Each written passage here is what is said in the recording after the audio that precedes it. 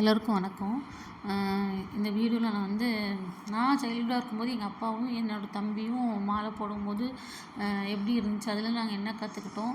இப்போ அவ்வளோ ஒரு 10 12 வருஷம், ஒரு 10 13 வருஷம் 14 வருஷம் கழித்து திருப்பியும் என் பையனும் என் ஹஸ்பண்டும் ஃபஸ்ட் டைம் மாலை போடும்போது அதே உணர்வுகள் என்னால் திருப்பி பெற முடிஞ்சிச்சு.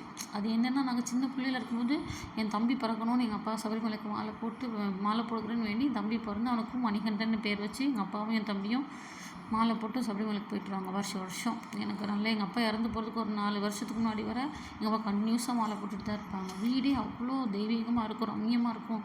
வீட்டுக்குள்ளே நுழைஞ்சாலே கோவிலான்னு கேட்குற அப்படி இருக்கும்.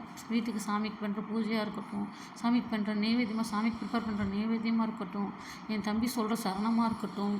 எங்கள் அப்பா மலைக்கு போயிட்டு அந்த மலைக்கு கிளம்புறனாலும் மலைக்கு அதுக்கு முன்னாடி கன்னி பூஜை அப்பவும் சரி, மலைக்கு கிளம்புறாங்க அப்போ நடக்கிற பஜனைகளாக இருக்கட்டும், அதில் நாங்கள் போட்டி போட்டுக்கிட்ட சரணம் சொல்கிறதா இருக்கட்டும், எல்லாமே ரொம்ப அதை நினைக்க ரொம்ப ரொம்ப வருஷம் ஆயிடுச்சு. இப்போவுமே அது என் பையன் மாலை போடும்போது எனக்கு அந்த மெமரிலாம் ரொம்ப ரீகலெக்ட் ஆகுது.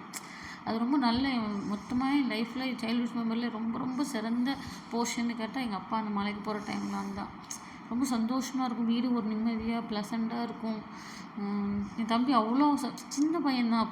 அவனுக்கு எனக்கு எத்தனை வயசுலேருந்து மாலை போட்டு விட்டாங்கன்னு ஞாபகம் இல்லை. 3 4 5 வயசுலேருந்து மாலை போட்டிருப்பாங்கன்னு நினைக்கிறேன். ஆனால் அப்போலேருந்து சரணம் அவ்வளோ தெளிவாக சொல்லுவான். அது மாதிரி அவன் காலையில் எல்லோரும் விழுந்து கூப்பிடணும்னு ஆசைப்படுவான். இப்போ என் பையன் எனக்கு ஓடி வந்து திருநாறு பிடிச்சி விடும்போதெல்லாம் எனக்கு அதெல்லாம் ஞாபகம் வரும். என்னையே அறியாமல் இந்த வீடியோ பண்ணும்போது எனக்கு ரொம்ப உணர்ச்சி வசமாக இருக்கும். அது மாதிரி எங்கள் வீட்டில் கார்த்திகை 1லேருந்தே வாசலில் விளக்கு வைக்க ஆரம்பிச்சிடுவோம்.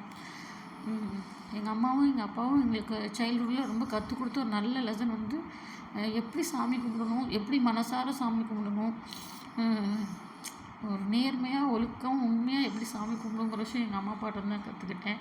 அது மாதிரி பிரசாதமும் அப்போ அந்த மாதிரி பீரியடில் தான் நான் கற்றுக்கிட்டேன். சமையலே தெரியாது கல்யாணத்துக்கு முன்னாடி, ஆனால் பிரசாதம் மட்டும் செய்ய தெரியும். அது எங்கள் அப்பா சபரிமலைக்கு மாலை போடுறதுனால இப்போ அது ஹெல்ப்ஃபுல்லாக இருக்கும். இது நான் செஞ்ச பிரசாதம் என் பையன் மாலை